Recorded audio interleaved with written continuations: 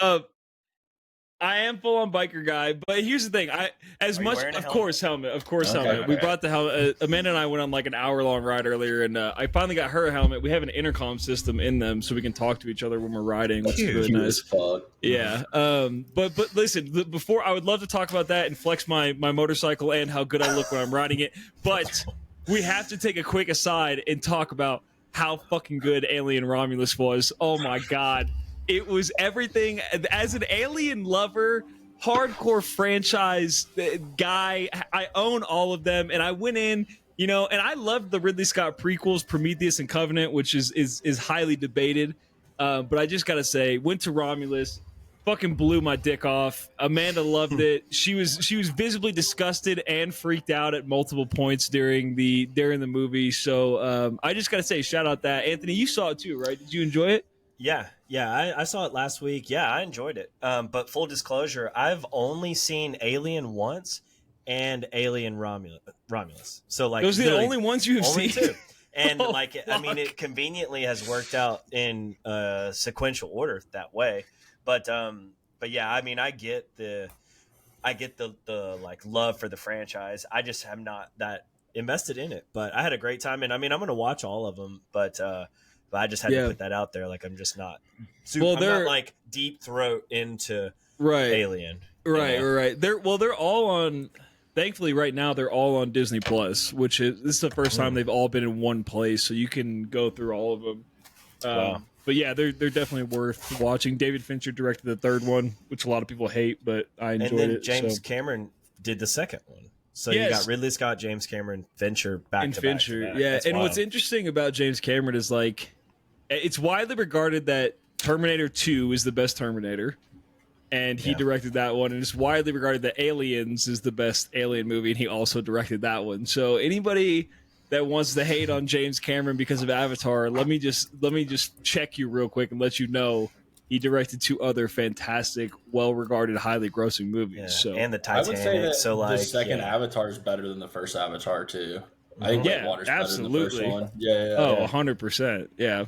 My only Alien experience was after I went to a Crystals with a guy that I knew from middle school. We were working on a science project together. We went back to his parents' house and we watched Aliens vs. Predator. I have seen that one. I forgot. That's the only one I've seen. I remember thinking it was a little scary, but I was also like 12 or 13. So yeah. So I don't there's know if they're PG-13 films or if they're rated. If I was even allowed to be watching it at that time. There's a rumor that the guy that directed Romulus, he wants to make an Alien vs. Predator movie with the guy that directed Prey, which was a Predator movie on Hulu that did really well.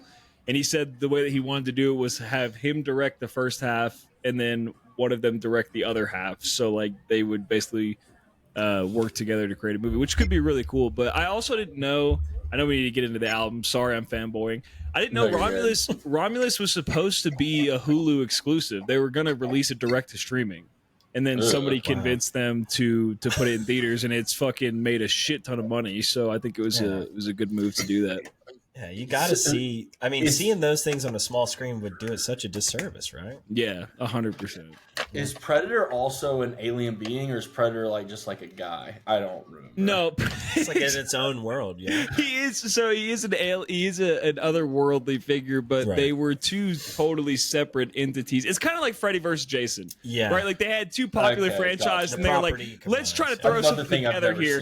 Yeah, let's try to throw something together here and like make a shit ton of money. And so that's how that came to be. Gotcha. But okay. Anyway, ladies and gentlemen, welcome back. It's Totally Biased Music. It's Blake, Trey, and Anthony. Today we're reviewing King Gizzard and the Lizard Wizard. Right, King Gizzard and the Lizard Wizard. Yes, and it is Flight B741. Correct, Trey? That is correct. And this is a Trey pick. So Trey, walk us down your thought process. Why did you pick Flight B741? Well, so what you're going to see in this episode today, this episode is dedicated to Anthony. Okay. Because, let me tell you why. You're going to see. Blake and I have reviewed a King Gizzard and the Lizard Wizard album before, so I know how he generally feels about the band. It's generally positive, not overwhelmingly so, but definitely like it's down with the get down. This is King Gizzard's 26th album. They also have 16 live records. Shit, man. This is his 26th album in 12 years, too. Back in like I want to say it was 2019, they put out 5 albums in a year, and they were all made with like microtonal instruments. So they're very experimental. They are very prolific in their songwriting and their output. And this is their newest album, which every time a King Gizzard album comes out, a lot of times they'll drop them very quickly. This one actually had a lot of build up over the summer, so they released 3 different singles. They actually released a behind the scenes video before the record even came out, which is really interesting and like a lot of fun. And they just really like making music. And Stu McKenzie, who's kind of like their band leader, he's got a lot of shit to get out. And as we'll like get through the record, we'll talk a little bit about some of the themes and some of like just the general topics that kind of permeate through a lot of King Gizzard's catalog, but especially with this one. A lot of things about like climate change. For me, I think there's a lot of things about like immigration, a lot of reflections on like self and feeling. And overall, I really, really enjoyed listening to the record. I picked it because I hadn't critically listened to it yet. It actually came out while my mom was in town. That's the second podcast in a row. My mom's getting a shout out. Yeah, nice. I'm not a mommy's boy, but I do love my mommy. Oh, yeah. So this is a little bit of a different sound. They took it in a different direction. There's some like influences of country, rockabilly, 70s rock. I think they're super influenced by like Zeppelin, Rolling Stones, the late Beatles catalog with some of the harmonies that they do as a group. Everyone on the band sings on this record. This is the first time their keyboard player Ambrose has ever sang. We'll talk about that, if it's positive or negative.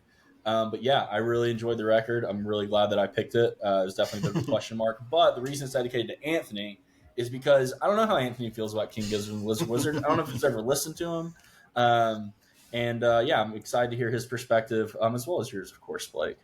I'm actually very interested too, because like you said, we've reviewed a King Giz album before. I've seen them multiple times, and always enjoy seeing them live. And now that I think about it, I don't know Anthony's opinion on King Gizzard at all, and there's very few bands that like I don't know Anthony's opinion whatsoever. Like I'm going in completely blind, Right? It's kind of like a glory hole of music, I'm sticking it in there and I don't know what's on the other side, but I'm excited for it. So is there a knife or a nice soft place to put it? You know what I mean? Anthony, so what do you got? So you'll find out pretty quickly, what I'm feeling about this. But I was very Trey, had you listened to this? You said you hadn't listened to it critically. Had you listened to it at all before you brought it to the podcast? Yeah, I listened to all the singles when they came out, and then I like kind of gave just a casual in the car pass through. Gotcha. But had not like really like sat down and listened to it. So I had no context. I think I might have listened to the Omnium Gatherum episode or that album when that episode dropped, and it was a lot to take in. I think that was like a double album. It was a lot of new content, but this was like so ideal from a digestible standpoint. And so I listened to it multiple times, and I didn't look at the lyrics until the last listen, because there's only a couple rounds I could go through this album without really having the detail context of the vocals that are laced throughout this album. But I listened to it the other day painting, and I had a great time. It very much felt like a vintage time portal for me. I mean, you mentioned the Beatles, Led Zeppelin. I wrote down, a little AC/DC feel, Blind Melon, Jefferson Airplane, this kind of blues, garage. The fidelity is very interesting in this album, and I want to go down a rabbit hole to see, or to maybe just learn more about their production approach to this, because it very much has a vintage feel. But these guys are like 30, like the lead singer's 33 years old, but the album feels like, which is like, that's like y'all's age, right? Yeah, ladies and gentlemen, we're so old. We're 33. That's around what you guys are, right? Okay. I don't even want to talk about ages. Like, I don't even think last week we mentioned how old Trey was, but we sang him happy birthday, or you read him a little poem. So I'm 24. Moving on. It's an illusion. Much like, again, the sound that these guys produce gives me that vintage like warmth feel with a lot of grittiness to it. So again, I'm very curious to learn about their process. But yeah, I was hoping you had that angle when you said it was dedicated to me as like an exposure standpoint, because again, this is a band that I'm not familiar with, but after this album, my interest is absolutely peaked, to find out where to go next with their catalog. I have a lot of friends who are interested in them just from artists from different states that I communicate with, love King Gizzard. And would you, before we go deep into this album itself, both of y'all have seen them live. Does it translate live? Does it feel like an old souls on stage, or is there a youthful, I don't know, how would you describe their live show? So there is a common argument, which is King Gizzard a jam band? It's an argument amongst their fan base. They're absolutely a fucking jam band. The Gizheads, as we call them. Among the lizards. I like that. Yeah. Lizards. They're absolutely a jam band. They do marathon sets, so they'll play for 3 hours straight. They'll do sets like when they play Red Rocks, they play a day set, and then they take a break and they come back and play a regular headlining night set. They're a jam tickets band, are sold for sure. separately. Tickets are sold separately, so everyone will come in, they move everybody out, and then they move in everybody else. Wow, because it's 2 full shows, 2 sets on each show. Live they're absolutely incredible. They're Trey Anastasio's favorite modern band. Trey Anastasio fucking very loves interesting. Very interesting. Yeah, so me and Blake saw them very, very early in 2014 at Bonnaroo. Yeah, I was about to say I've seen him both times. I've seen him was at Bonnaroo, and I may have seen him more honestly, but I know I've seen him at Bonnaroo twice. Yeah, we just saw their name on the lineup and we thought it was a really interesting name. Didn't know anything about them, and we just went. They were the first set on a Thursday, I think. Yeah, during the day. So during the day, and it was I was like, oh, this band's actually really good. Yeah, and we're all kind of making jokes we gotta go see King Gizzard and the Lizard Wizard, bro. Fuck yeah! And then we all went. We were like, fuck. Now we feel like assholes because these people are actually good. And someone brought us a Red Bull, and that was a big thing. Live. You know what? If you're curious about it, live, they are broadcasting every single show on their current tour live on YouTube for free. Nice. That was just announced today, actually. That's sick. Excellent. That's sick as fuck. Well then, night versus day sets. You have a preference? Oh, this band, everything's better at night. Really? Yeah, everything's better at night, dude. Better when I'm Howl the Moon, baby. Yeah, I guess. But this band though gives me daytime vibes for whatever reason. This album gives you daytime vibes. There you go. Yeah. I agree with that statement. Yeah. But well then you mentioned this album is kind of a different take compared to traditional. All different takes, typically speaking. Oh shit! Sorry, I kind of spoke over you there because my computer lagged out. Okay. They're all kind of different takes. They do Butterfly 3000 is a synth pop record. They have some records that are very much dedicated to heavy metal. They have some doom metal records. They have a basically acoustic folk record. They don't really have a genre. Wow. So it can be a lot of fun. Yeah. So the translating live, really, you don't really know what you're gonna get, which is the kind of the mystery of it. Yeah. Yeah. Right, I'm down. With a lot of different shit. With 72 albums, it's tough to know what they're gonna play. Right. I get it. Their set lists are very interesting. Not really. Even more interesting, right? I mean, that's the originality of this crew is very seemingly all over the place, but it's authentically them, which I find really interesting. Before I get into my initial thoughts, I just want to real quick for Anthony, because I know Anthony will appreciate this. Oh fuck, I don't know if it's gonna work. Oh god, this isn't gonna translate well. There's a dog. Yeah, in the video. He just wanted to say hello every time.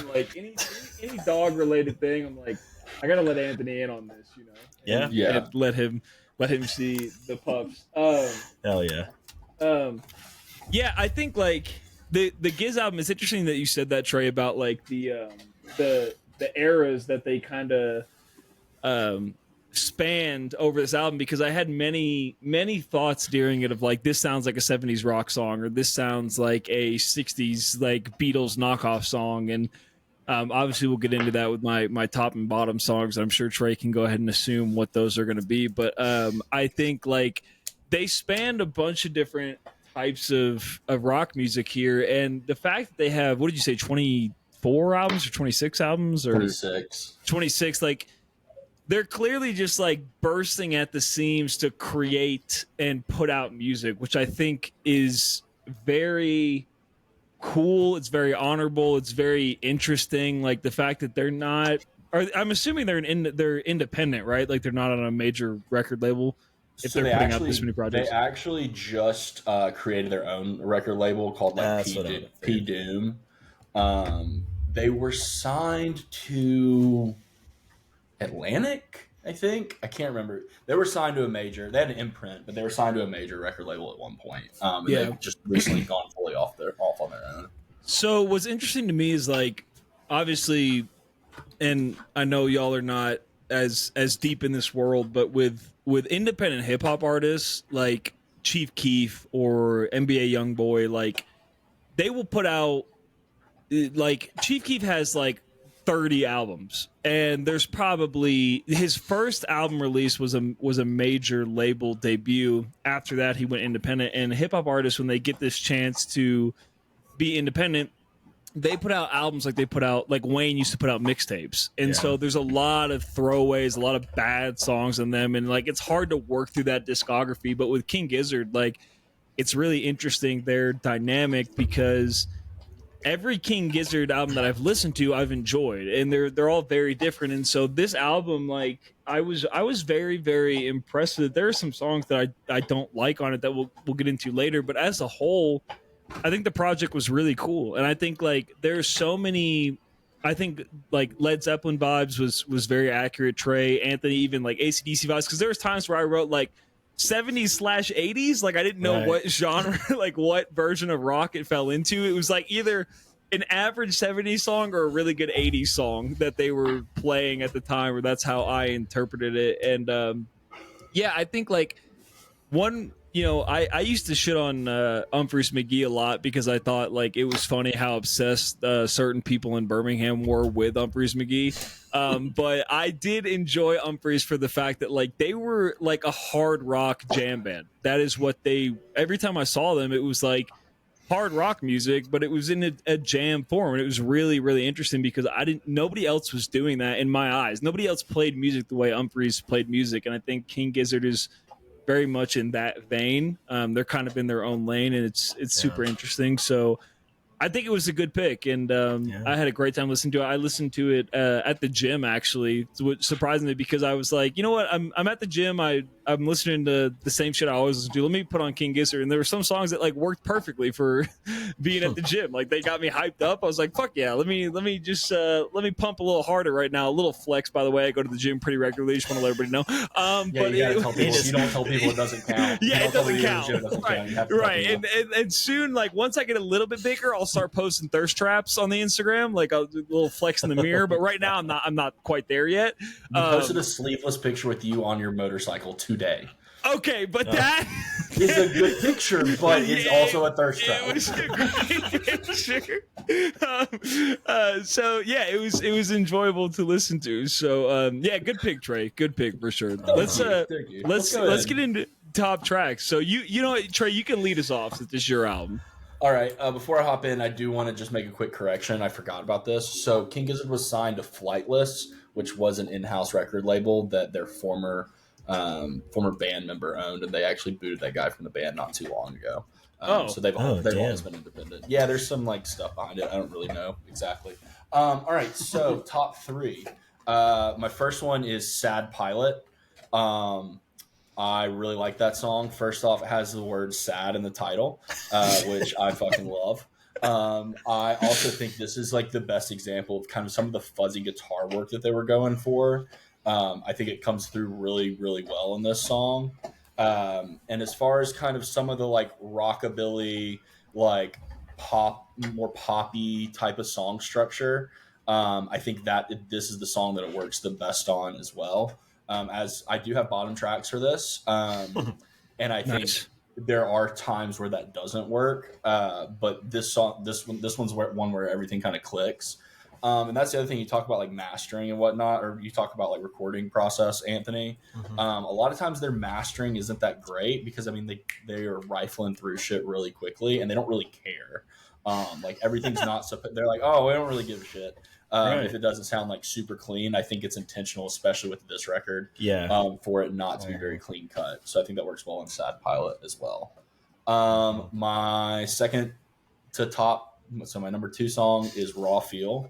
I think Raw Feel is really cool. I like the lyrics in it a lot. There's a lot of like kind of like getting high references. Which I do, by the way. Just which want I everybody do, know. and if you don't tell people, it doesn't count. Right, yes, exactly. There's a lot of getting high references, but more so just like I don't know, almost it relates it back to being like hedonistic, and you know, kind of getting the most out of a lot of different things. So like one lyric that I like a lot is. What does the sunlight feel on your skin? Does it smell like the sound of a pill kicking in or the taste of a song that makes you want to scream? Raw feels for you, raw feels for me. Which I think is just like really cool and like expressive. Just like talking about being excited, maybe getting high. You know, like, does it smell like the sound of a pill kicking in? That's just a really cool, like very like, it's like painting a picture, right? So love that track. And then my favorite song on the record, and probably now one of my favorite King Gizzard songs ever, is Daily Blues. It's just a 7-minute absolute ripper. It sounds like Jimmy Page is playing guitar for that like 2-minute solo. I mean, not actually, because I mean Jimmy Page is in the classic zone, but like it's a very similar dance, so to speak. And so the lyrics, and I think this is where you get into some of the themes of like immigration. And King Gizzard is quite liberal. And shocking. So like yeah, I know, shocking. It's almost like people with creative brains think in certain ways. But so they're kind of like I think some of the like the issues that are in Europe, especially, you know, with immigration and whatnot, which they're Australian, but they definitely kind of got their chops overseas. Is like fly through clouds of love. We ain't that different. Lay down your weapons. What you got to do is find that person you hated, grab them by the hand, look them in the eye, and say, "I love you." Which is just really beautiful. You know, it's all about peace at the end of the day. And I think a lot of this is, you know, speaking on those issues, probably a little bit of undertones of the Israel-Palestine conflict as well. They're very like a socially conscious band, and we love them for it. And and the general music behind Daily Blues is sick. It's pretty catchy as well. It's a great outro, and you talk about it being a digestible record. This is probably one of the more digestible lengthwise records of King Giz. I mean, I think it's like 10 songs. Only 47 minutes or something like that. Yeah, it's like 43 minutes. It's pretty quick. Matter of fact, when I like sat down and was listening to it like critically for the first time, I like got through the end of this song and then it started back on Mirage City. And I was like, wait a second, I feel like I like heard this already. And I thought my Spotify fucked up. And then I went in and I was like, no, this is just the beginning of the record. And also honorable mention is Mirage City. I think it's cool. It brings you into this theme of like, we're now boarding flight B741. Like, and you're like going to a place, right? And you're going to Mirage City where like everything can be beautiful and nothing hurts. Shout out Kurt Vonnegut. Nice. And thank you. I really like that song as well. So that would be my fourth if I had a fourth. Very nice. Honorable mention. It's always good to have an honorable mention for sure. Honey Mensch. Nice abbreviation there. Thanks, bro. Anthony, can I go? Can we save you for last? You can do whatever you want. Because I'm very excited. I'm very excited to hear. It is Anthony's pod. So yeah, number one. Yeah, number one for me is Mirage City for sure. Mirage City is like, man, it's such a we're here. This is the album. Get fucking ready. Strap in. It's so many different songs in one, right? And there's a point towards the end where when I was listening to it at the gym, I had my phone in my pocket, it kind of dies down and they pick back up with like a different tune. I thought it had switched songs. And then I like pick up my phone to look and it's still on Mirage City. And I'm like, oh shit, like we're still here, dude. We're going through a journey here. So I found it a lot of fun, really interesting. And like, I love the vocals on it. You know, very. Who do you know who's singing on Mirage City? Because I love his voice. I think for the most part, it's Stu McKenzie. It's like the lead singer. Yeah, that makes sense.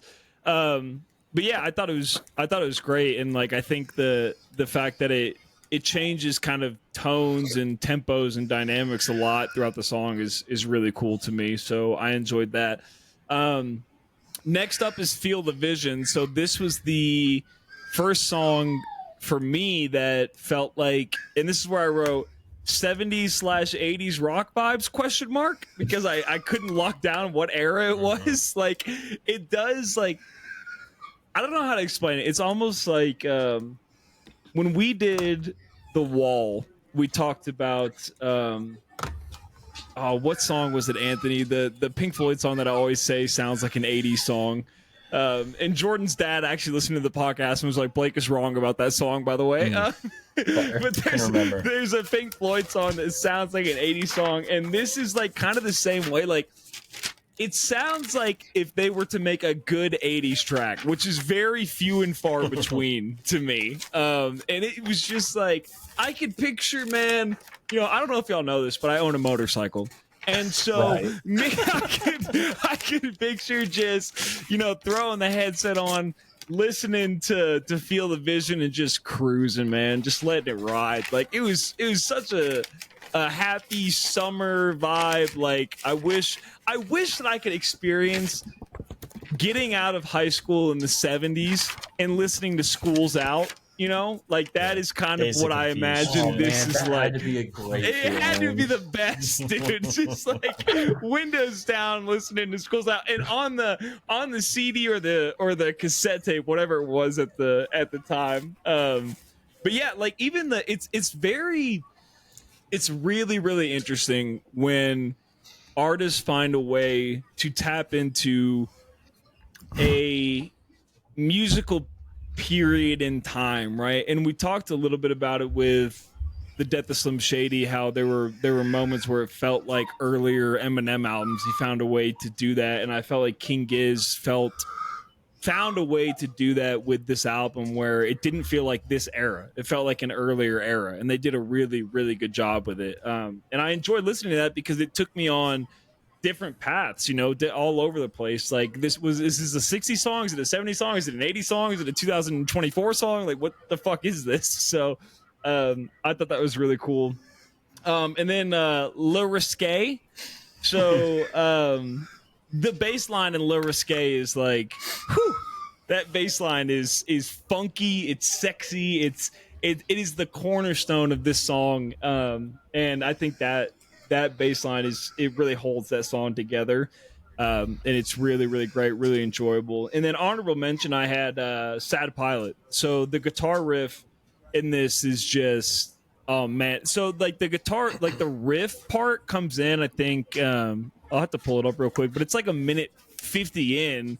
He kind of throws in this guitar riff, and it takes over the song to me. Like it just, you almost get to a point where you're like, all right, I could go to the next song, or like I'm kind of done with the song or whatever, and this guitar riff comes in, and you're like, fuck, I'm right back in it, and it sucks you right back in. And he does such a good job, and a lot like with the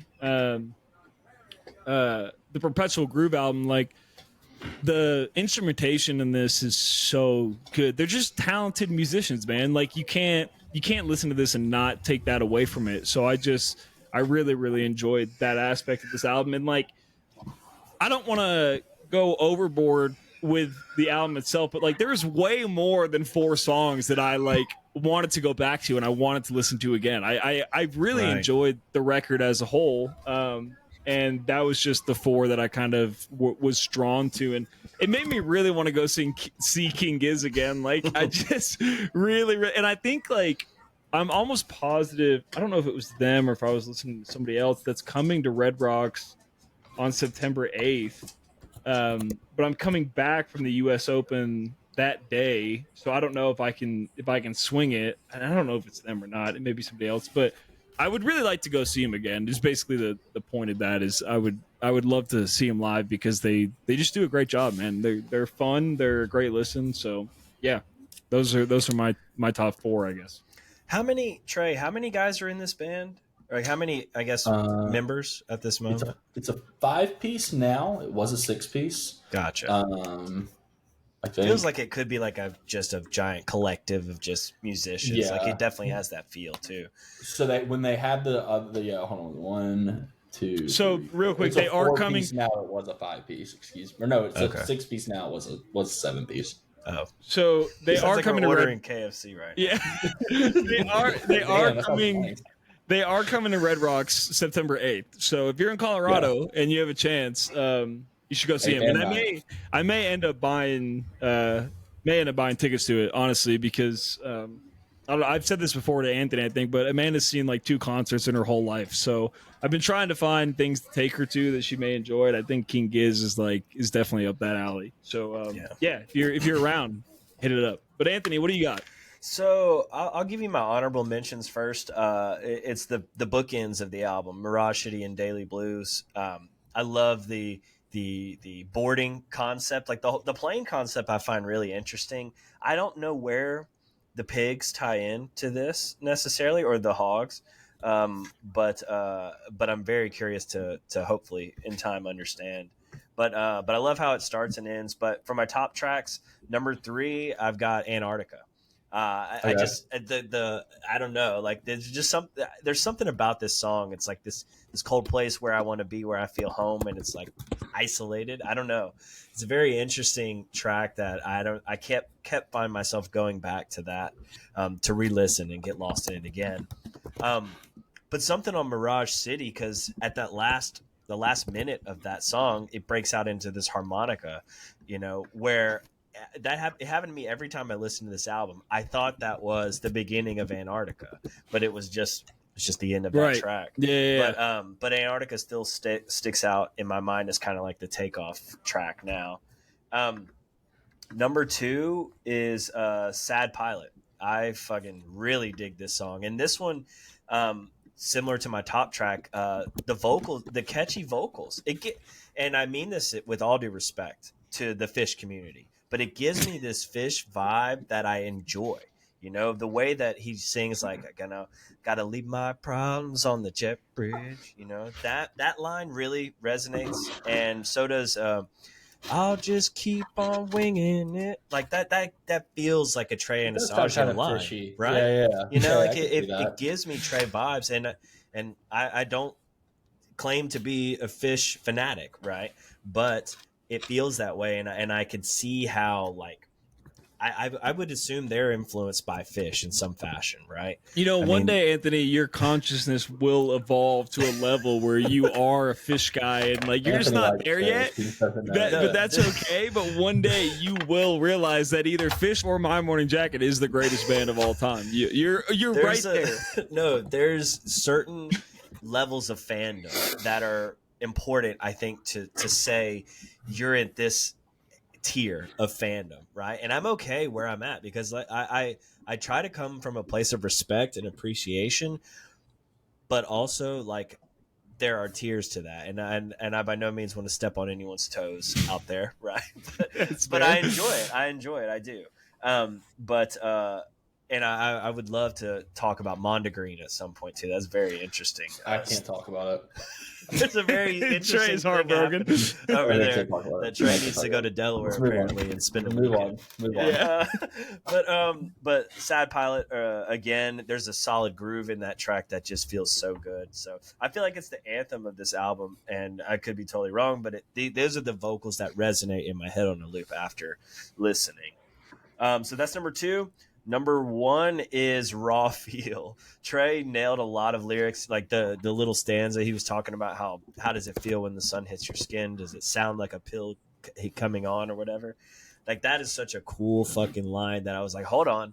I was like, now is the time that I go and look at the lyrics, because that is such a special line. And the way that it's delivered to me comes across like a lot of experiences I've had on this podcast, where like something may feel super genuine and raw and like cleansing to me, but to Blake it may sound like garbage. The different perception, it does happen, but I love the way that it's delivered throughout this song, about how what feels raw to me is raw to you. You know, it's just a really good track on Perception. You know, that I really enjoyed. So definitely takes the top of the list for me. And the guitar intro is a really sick way to kind of bring in this song too. If you liked the way his voice sounds, and that's like the like quintessential like King Gizzard tone as far as like lyrics go, like that the like that kind of high pitched, like not quite yelling, but like right there. For anything that's not like a metal track, you'll really like the rest of the catalog. But it's funny you say that. That's when the lyrics like kind of grabbed you, because the same thing happened to me. Right. So, wait a second, hold on. Yeah. I need to click that little mic button on my Spotify. What did he say? Yeah. Really cool delivery there. Yeah. Cool. Fuck yeah. Popping in the bottoms. Yeah, Trey, hit us. All right, so I do have bottom tracks. So a lot of the things that go really well for this album, it is a little bit of a risk, if you will. And so sometimes with risk, you know, you fall a little short. So in no particular order, Hog Calling Contest is a bottom track for me. It was one of the singles, and I didn't like it when it came out, and it worried me about the record in general. It's just kind of goofy.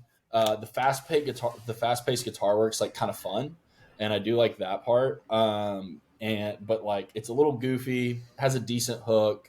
I think a couple guys sing on it that don't typically sing, so I don't really enjoy that one. So La Risque or La Risque, it sounds like a throwaway song from a Rolling Stones record called "Exile to Main Street." It just like it doesn't quite hit. I don't think it's that bad of a song, but if I'm picking bottom three, this would probably be one that I don't want to re-listen to. And this is the one where Ambrose he's like a keyboard and multi-instrumentalist player for the band, and he's never sang on a song before, and he sings on this song. He's the one who talks about having a tiny prick, and I will say that is funny. Respect. Respect. Like, be open about your shit, and that is pretty funny. But I just don't love the song. And then Rats in the Sky, I have a similar complaint to Hog Calling Contest. I think I know what Blake's going to say about this song, but it sounds like a bad Beatles song, which for Blake, all Beatles songs are bad. But it's just a little too campy. Campy. Yeah, I need like that. Yeah, it's a little too campy. It's a little too much like keys driven, like, you know, piano bar type goofy. So I legitimately don't like that song. But the other two, just not like my favorite. Yeah. That's fair. I can picture Trey with like those shirts that say let Trey sing, let Dave sing. Trey's shirt says stop so and so from singing. Stop stick to instrumentals.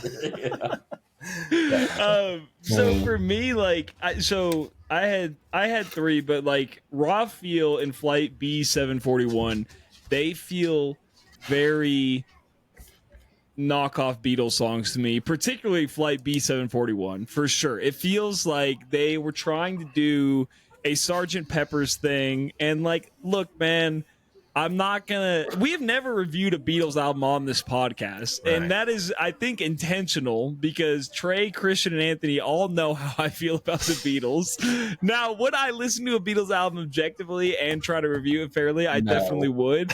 But there is bias that comes to this podcast, and that's what Raw Feel and Flight B741 feel like to me. Like, they just feel like 60s songs, and like, this is the thing, man.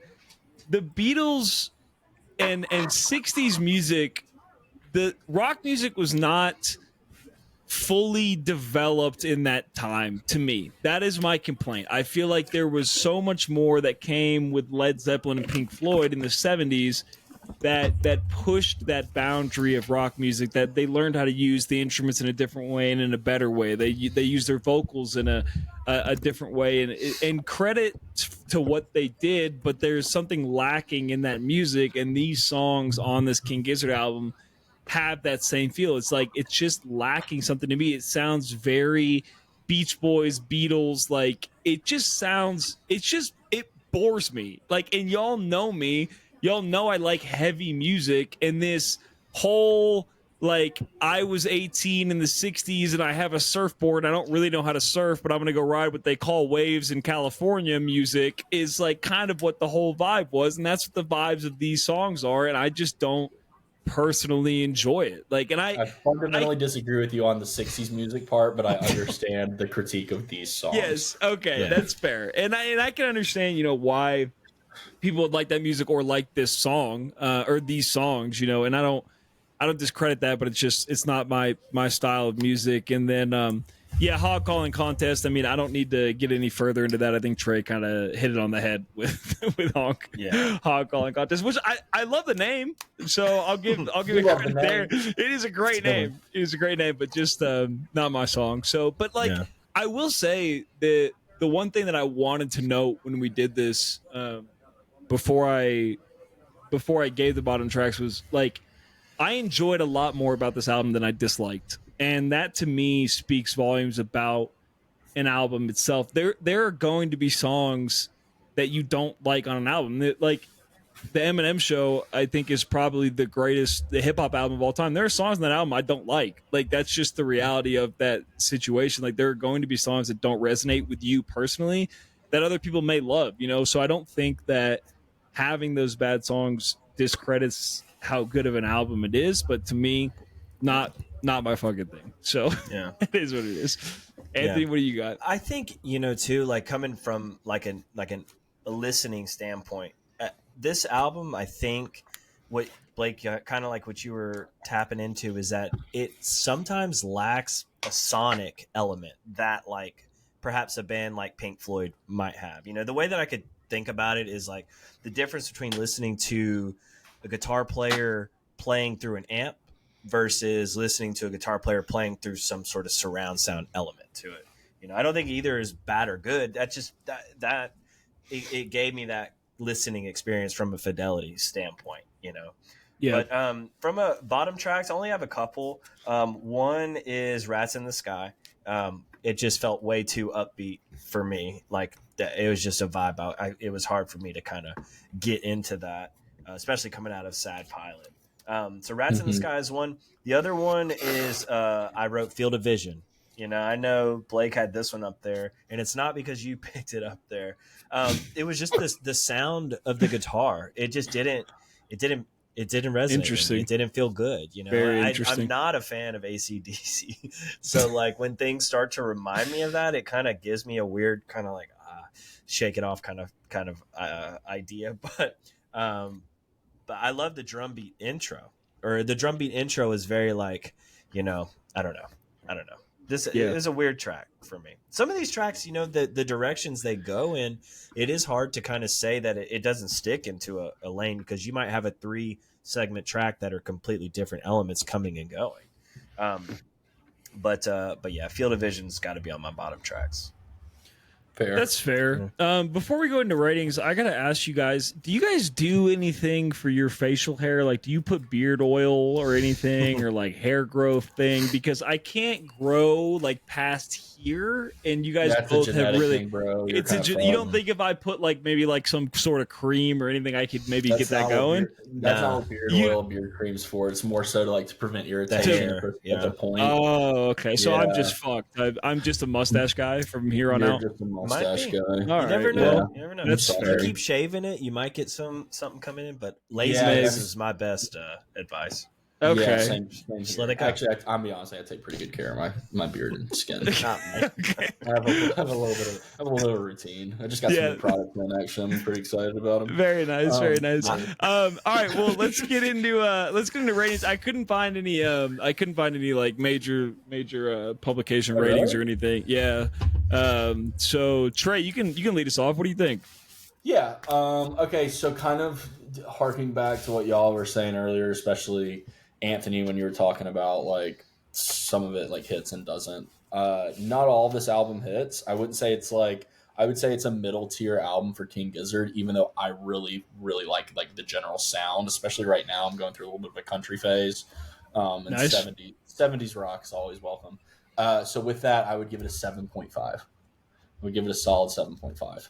Very fair. Very fair. Anthony, what do you got? That is exactly what I would give it as well. I think this album's going to grow on me, though I don't think those songs that I don't like, I don't think they're saving those.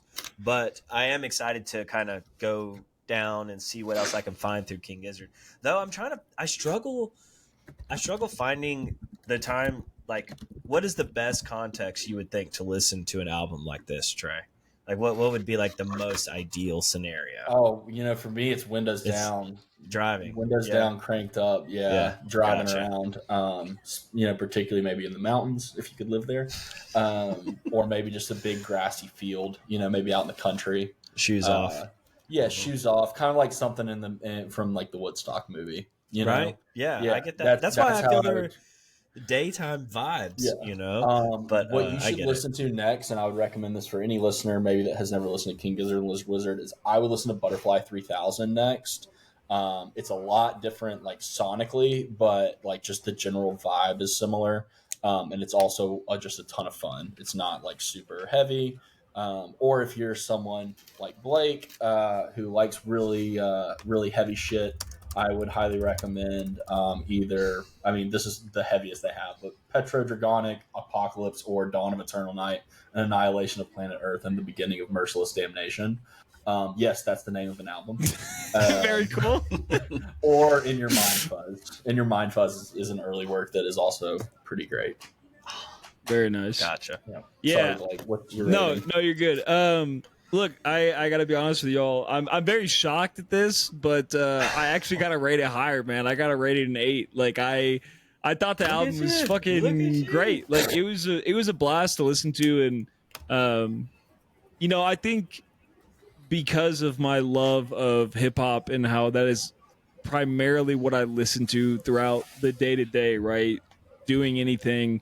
Sitting at home, going to work, coming back from work, whatever it is, I listen to hip hop music, right? And I forget how much I love rock music and how much of that I enjoy and really connect with. And I think there are moments on this album that really drew me to them as a whole. And 70s, I think, apart from the 90s, again, like, I like heavy shit, but I think the 70s is the best era of rock music apart from maybe the 90s. And there's a lot of moments in this album that felt like that. And so, it was a blast and it was a great pick, Trey. I'm glad you picked it because I haven't listened to King Gizzard since the last time we did the podcast, which is like my fault. I need to listen to them more often because every time I listen to them, I enjoy them. So, 8 for me, for sure.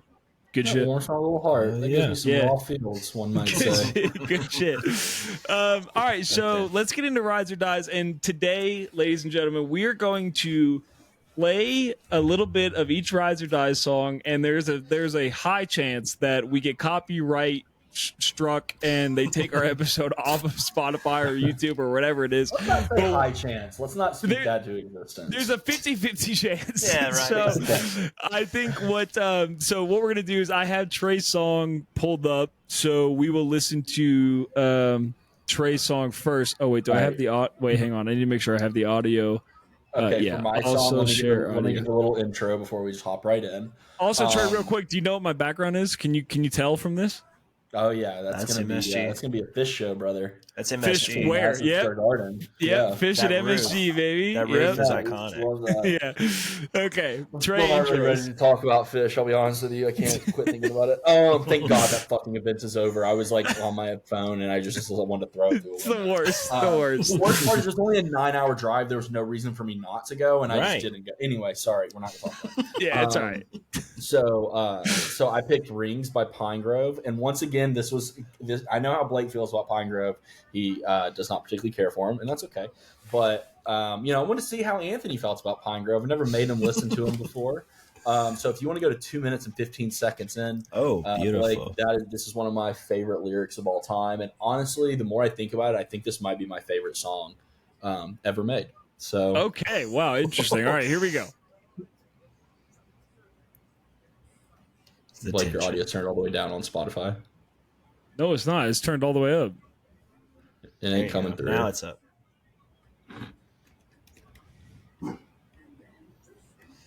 Blake, can you hear it? Blake looks like he's bobbing his head. Blake looks like he's really enjoying it. Blake is bobbing his head. Blake can hear it. We can't hear this. You can't hear it? No. Oh no! Wait, hang on. We gotta try this again. No, we gotta try this again. It's hilarious though, because like you're just vibing. You seem like you're enjoying it. That's all I'm gonna say. I would agree with that. Wait, hang on. Interpretation. Tell me if you guys. Well, I don't understand why you wouldn't be able to hear that. Wait, tell me, can you hear this? Hang on. Nope. If you go down to the play button to the right of that, like next to the microphone, there might be something you can click to see where it's coming out of. Maybe click on the headphone thing too, or the speaker part. Yeah, I don't know. We might have to scratch this and come back to it. We might have to do a dry run at some point. But Blake can obviously hear it, but we can't. And now he sounds like he's talking to us, but we can't hear him either. Yeah, so now we're just... Blake, you might have fucked everything. Whoa. Oh no. I've seen that face before. All right, can you guys hear me now? Yes, we can. Oh man, I don't know, man. I don't know why. I don't know why you guys sing us what you were listening to. Give us a little Blake rendition of Pine Grove. All right. Wait, let me try one more time. Turn on audio. Okay, tell me if you guys can hear this. Yes, you can. Okay. Yeah, let me go down. Turn it down just a tad. All right, let me go back to Trey's moment. Let me turn it down just a little bit. All right, here we go. Every moment's my moment, brother.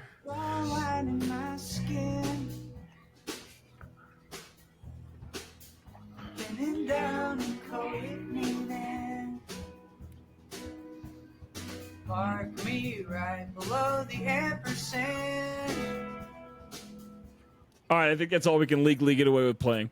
All right. I don't have to worry about Pine Grove coming after us, but yeah, go ahead. True. Yeah, right. All right, so Trey, why did you? Okay, you already said you did this for Anthony to hear his opinion.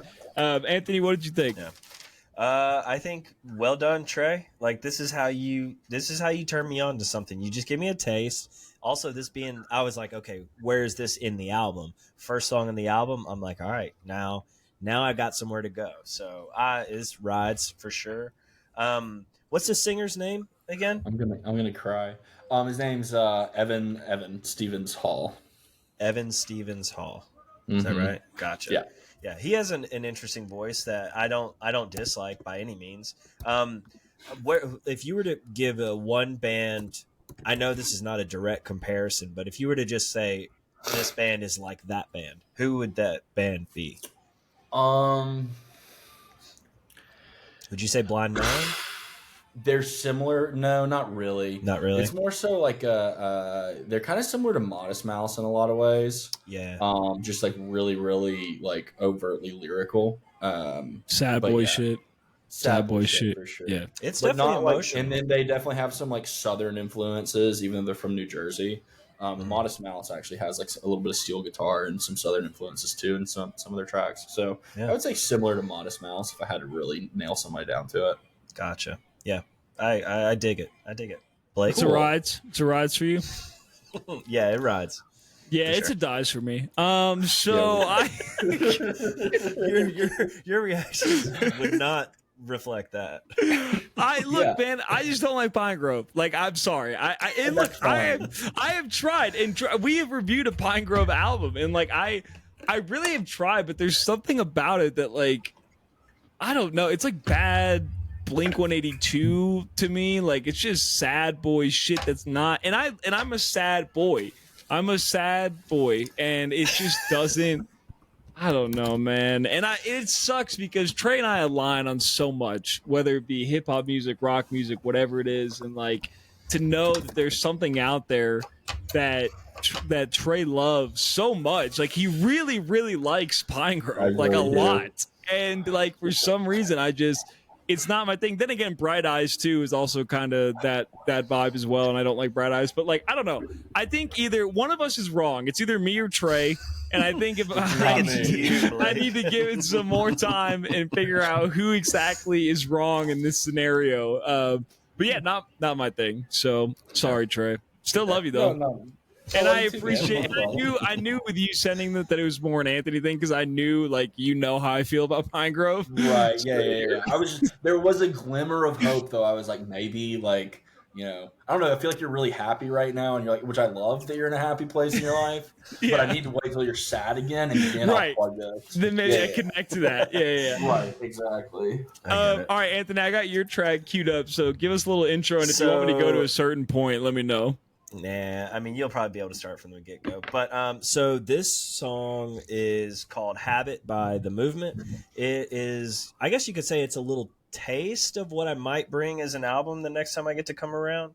I heard this song for the first time on Saturday at an event. I was vending for my artwork, and I had similar music playing, and this one came on, and I said, what is that song? Because that just musically resonated with me. And then I started to dig into the lyrics, and I was like, this song is literally about me, about my habit when my relationship with the lovely marijuana and the way I like to utilize it as far as getting lost in thought and dreams and things like that.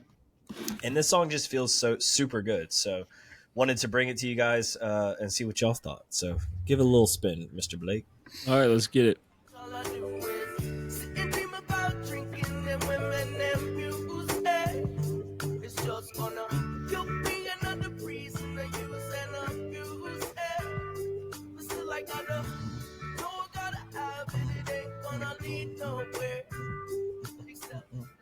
All right. Very nice. Trey, thoughts? All right. So typically I'm not a big reggae guy. It's just not quite my tempo. I really like the song though. This is I like the kind of the synthy effects. I like the beat kind of comes through a little heavier than most reggae tracks do. Really, really enjoyed the song. Would be open to listening to this album front to back. I've never heard of The Movement. Gotcha. You sound kind of a little bit kind of like Pepper. That's kind of my point of reference for that type of stuff. But it's a hard rides for me. I really enjoyed it. I could see it. I'm gonna let Blake paint us the picture because I know he's going to. Of course. Where he would listen to this song because it screams Blake exposition. So take it away. Let me tell you exactly where I see this. So there was a place in Riverwoods where you could go to the back of the neighborhood. That's the neighborhood I grew up in. You could go to the back of the neighborhood, and there was private land built on some houses that you could walk past and hopefully not get caught by the people that own the land because they were very upset about the time you spent back there. But it went back to the Cahaba, and at the Cahaba, you could sit, and it was probably shin deep water. The train tracks were above you. Right, and we used to go. We had built the rope swing back there. We used to spend so much time back there, and we're constantly getting kicked out by the owners of that land.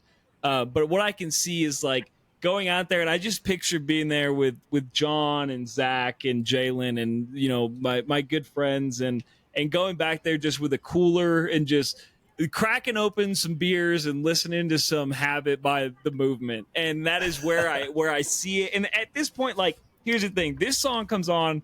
Not at the beginning of the day, right? At the beginning of the day, you're amped up, you're ready to drink and to party, hang out by the river. So you're listening to some hip hop, right? You're getting excited. But then towards the end of the day, sun starts to come down, right? You're trying to bring the vibes down because you're about to walk back to the house, and then you put on this song, and it just hits right where you need to. Everybody's laying out, they're just drying up, hanging out by the sun, and that's where I see this. And very much a great vibe, great song. I really, really enjoyed it. And I like reggae music a lot. I have a reggae playlist on Spotify, and I let it run every once in a while. And so very good pick, Anthony. Hard rides for me for sure. So good shit. And I like that Trey knows me so well. He knew that I saw where I would play this song. So okay, so. My track, I went to see, so I did a Bang Bang, which for those of you that don't know, is when you go back to back in anything. So you can go Bang Bang for restaurants, right? You can do drinks and appetizers. It is where it originated. You can go drinks and appetizers at one restaurant and then bounce to another restaurant to get an entree, or you can do drinks and apps at both, right? You can do a movie Bang Bang, which is two movies back to back, which is what Amanda and I did. on Monday. So we went Alien Romulus, and then we went Deadpool Wolverine. And there is a moment in Deadpool Wolverine where he is dancing to Bye Bye Bye by NSYNC. And I didn't particularly love Deadpool. I mean, I thought it was, there was fun moments. It was enjoyable. Like it's a post Endgame Marvel movie, so I'm not super into it, but I had a fun time. So I thought that it would be perfect to bring.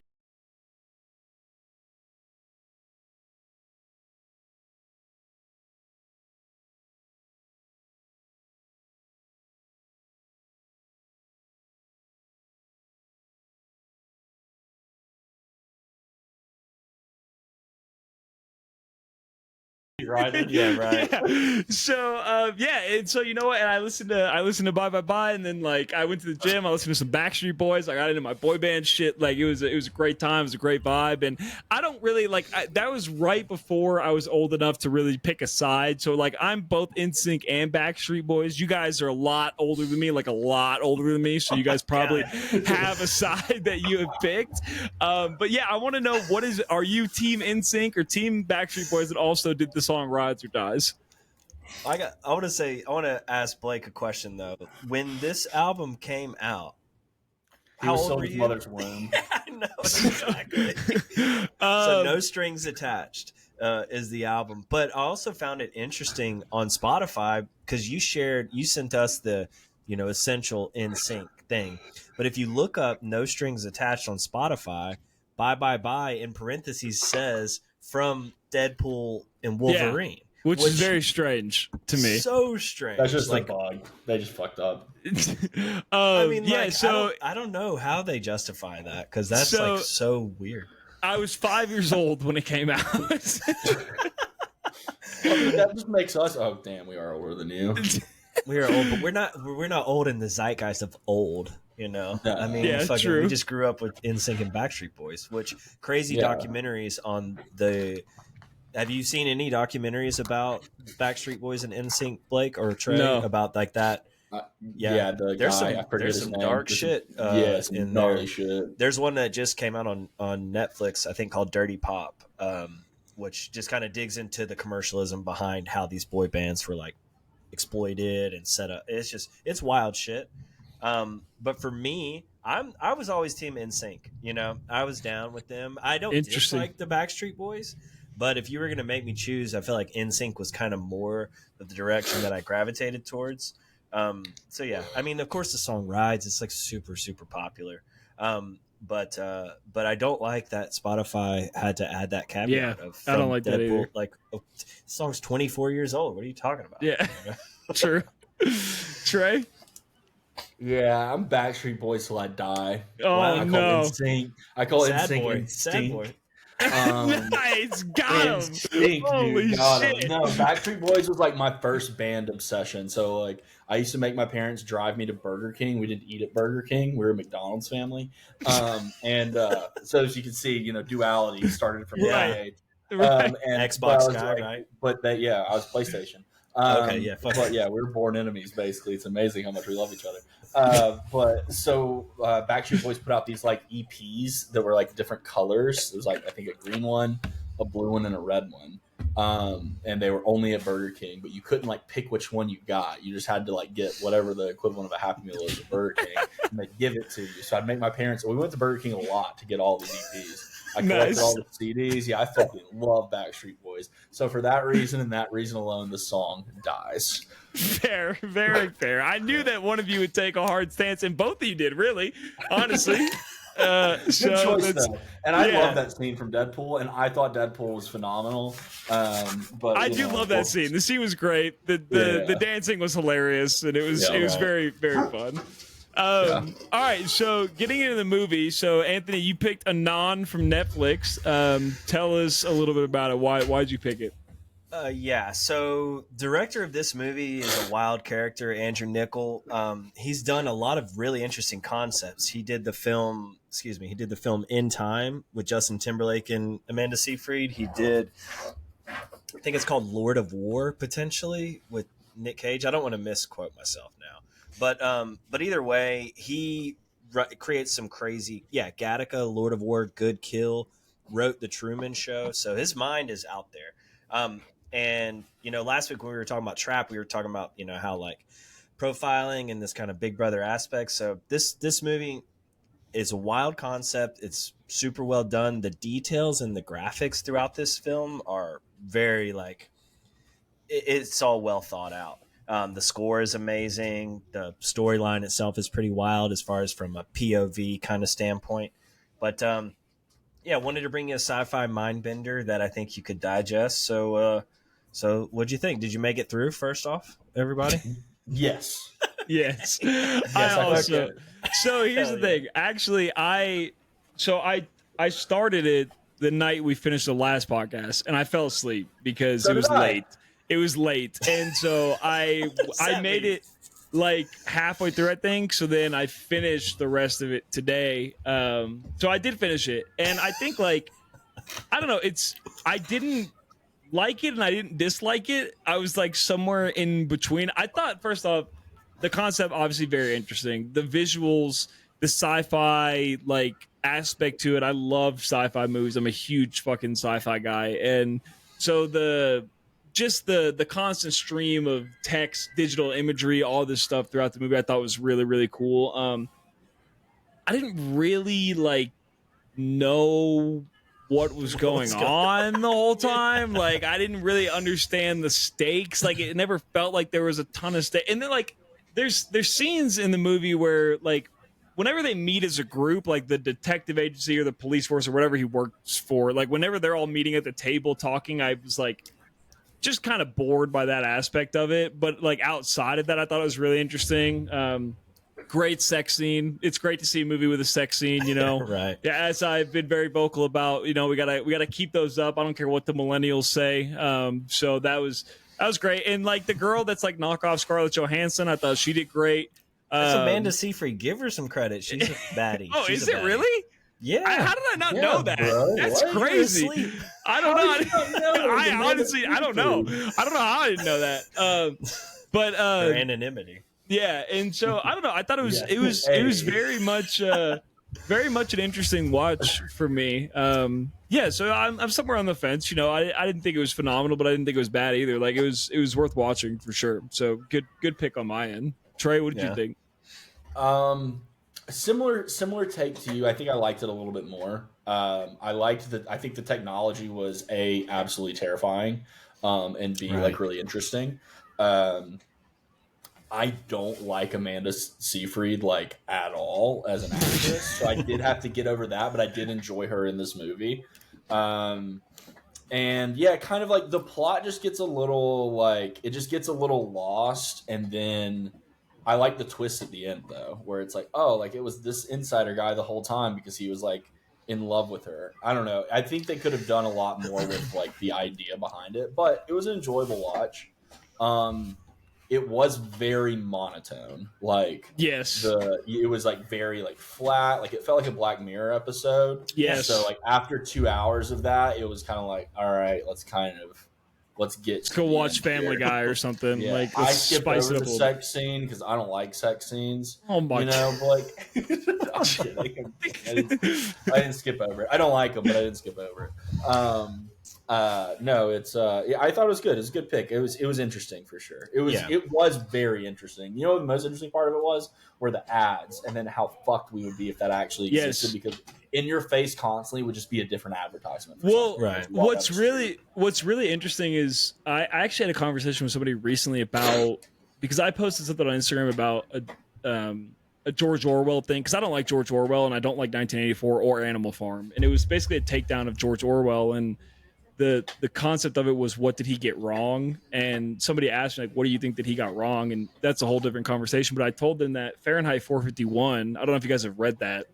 Fahrenheit 451 is way more of like what I think a dystopian novel should be like, because it intertwines what like an overbearing capitalist system would be with like a authoritarian government. But there's moments in that book where like they have 100-foot billboards for advertisements, and like TV is like, it's all 10-second clips of just nonstop, like just content, which is kind of like what we're going through now with TikTok and Reels and shit like that. But like, I thought that that aspect of this movie was very interesting. Like the ads that were embedded into them, essentially, that's how dominant like a capitalist force has become in this world. And I think it to me, it very much related to Fahrenheit 451, which I think is a phenomenal book and very prominent. And so I thought that part was really cool. I thought it was super interesting. And that's Ray Bradbury, right? Yep. So like those two authors, along with Arthur Clarke, who did 2001 and a lot of wild sci-fi, and then Philip K. Dick. Philip K. Dick is like my sci-fi author that I like to dig into. And this movie deals a lot with privacy. I mean, like there is inherently no privacy because they can, this government figure can kind of tap into people's field of view to see the things that they've experienced up to that point, right? And it has to do with like memories becoming files, like digital memories, right? Mm-hmm. That can be erased or manipulated or altered. Even people's perception can be altered. So it's very, really interesting angle to take on that. And there's a couple points in this movie where you think about the concept of eyes open and closed. The movie opens really interestingly with a minute of darkness, right? And at first, because this is only my second time seeing it, so like the first viewing didn't really register. Second viewing, I was like, that's interesting. And then the lines that Amanda Seyfried talks about, throughout this film being like, all crime is possible, but you look at the times when your eyes are closed, when you're dreaming, when you're sleeping, when you're experiencing having sex before. Or crying or whatever, exactly. Mourning. Yeah. Mm-hmm. So it just really kind of shines a light on different ways to perceive things. Right? I brought up the sex thing. Okay, bro. Yeah, right. Me, I keep them open, and the lights are on. I just want to let y'all know. Blake never closes his eyes. He's like, what's that? I take those from Orange. Yeah. Instead of blinking, he just licks them clean like a lizard. Yeah, like a king gizzard lizard one night. But yeah, so like I said, I needed to kind of smooth the edges from Beau is Afraid and bring you guys something that was original, something that's interesting, something that I know you hadn't seen before. So this is what I constitute as a little banger of a film. It's not super long; it's under 2 hours, and you don't have to have a lot of context to go in, but it will pay for multiple viewings, but it's not necessary to have a good time. It's a good wild one. So what I really want is I desperately need, whether it is me coming to Birmingham or you to Colorado or bringing her on the podcast, I need you to have a conversation with Amanda because she has been traumatized by the movies I have made her watch at the behest of Anthony. Because every time I tell her, by the way, this is an Anthony pick, she's like, fucking all right, like let's go, I guess, like let's strap in. I tried to make her watch Beau's Afraid and she kept calling it like Beau is angry or Beau's whatever Beau was like, and she's been very traumatized by the movies you brought, Anthony. So I would like her to just discuss with you the movies that you have brought. But I always tell her, I'm like, there is a theme and a message that Anthony wants to portray with every pick that he has, and sometimes they hit and sometimes they don't, and that's Anthony for you, Yeah. I think my mistake, because I was building to a point, and even like the Beau is Afraid, like way beforehand, I had done a Ride or Die with that Mariah Carey song to lead to Beau is Afraid, to the sex scene in Beau is Afraid. I was trying to lift you to that point, but I think it was just too much to bite off at that time. So, like I said, we will get back down that road. I'm gonna have to desensitize y'all to get there, but that's okay. One step at a time. One step at a time. For sure. All right. So next week, Trey, you got movie, I got album. You want to tell us what the movie is? I couldn't remember if I'd have a movie or not, so I wasn't fully prepared, but I also was prepared. It has been right at 20 years since the release of Garden State. Zach Braff directed, wrote, and stars in it, and is his biggest passion project to date. So I have decided to go with Knocked Up. No, I'm kidding. Go with Garden State. You literally fucked me up just then doing that. Very nice. I have not seen Garden State, and I've been wanting to forever. And this is like the perfect excuse to do it. But you fucked me up with that Knocked Up. Well, Anthony, I just want to let you know that Garden State is set in New Jersey. And Pine Grove's from New Jersey, so if you want to listen to Pine Grove to help you get in the mood. Also, Blake, go, man. When I was looking something up on Wikipedia about Pine Grove, I found this, that Evan Stevens Hall and Zach Levine, who's their drummer, the two core members of Pine Grove, credit My Morning Jacket's live album Okonos as the catalyst for starting their music careers. So I just want to let you know that before we break for the day. Can't believe you made me hate My Morning Jacket. That's crazy. So I'm gonna give you guys a choice. Okay, there's three albums on the table, and I wanted to obviously stick with old school hip hop music, like I told you guys. But there have been some things that have come out recently, and something that came out a while back that I wanted to also talk about. So there's three options on the table. Number one is 2001 by Dr. Dre, which I'm not actually super familiar with. I know, probably 4 tracks very religiously, but I don't know the whole album. Number two is F1 Trillion Long Bed by Post Malone. So it's a country album. There's 27 tracks on it because it's the deluxe version. 27? And then, deluxe yes, version? 27. Yeah. And then the third pick is a shorter album, but it is, hang on, let me make sure I have the name right here.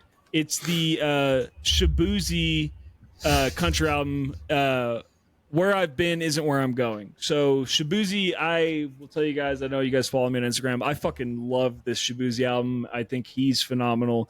So there's 2 country albums or 1 hip-hop album that's older. So if you guys get the pick, you can pick. What do you guys want to review? Trey, you can go first. I just want to remind you guys, while the Democratic National Convention is going on, this is what democracy looks like. 100%. This is true democracy. Don't let them take it from us. Don't let them take it from us. Fucking vote. Man, I don't know anything about the Shabuzi album. I am interested, but I really want to review that Posty record. Mm-hmm. It's a lot of fun. I've listened to it already.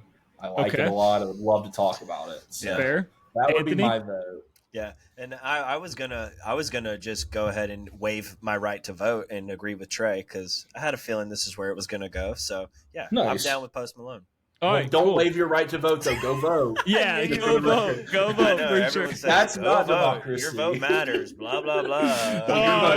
We know who was going to win. Anthony, your vote doesn't matter. You're in Alabama. Win. Yeah, exactly. Okay, so next week, deluxe F1, version though. Yeah, so F1 Trillion Long Bed. So just a little spoiler alert. We'll talk about it later, but the deluxe dropped like a few hours after the original, and the second disc is all solo Post Malone songs. So the first album is there's a shit ton of features, and then the second part is all solo songs. So F1 Trillion Long Bed next week. Should we break it down into the 2 disc kind of approach? Yeah, we can do that. First disc and then for sure. The second disc is only 9 songs, but I think it's still worth doing that for sure. Cool, sweet, down, cool. All right, boys. Was a blast as always. Trey, thanks for a great album. Actually, can you guys, when I end this, can you guys stay on real quick? Trey, we're in trouble. Yeah, you gotta talk to the principal. Everybody else, we will see you guys later. Peace. Enjoyed. See you rest of the meeting.